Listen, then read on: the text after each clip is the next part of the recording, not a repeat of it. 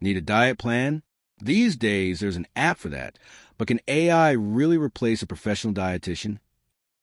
AI nutritionists are on the rise, tracking calories, suggesting meals, even analyzing your blood work. But are they as good as a human expert? AI nutritionists are apps powered by algorithms that assess your diet, fitness, and health data to offer personalized nutrition advice, sometimes in real time. These apps are fast, convenient, and constantly learning from millions of users. They give immediate feedback, adjust to your goals, and make healthy eating more accessible. But they're not perfect. Most can't fully account for emotional eating, cultural diets, or complex medical needs.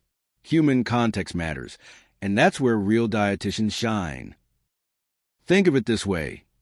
AI is like your smart assistant, great for daily use.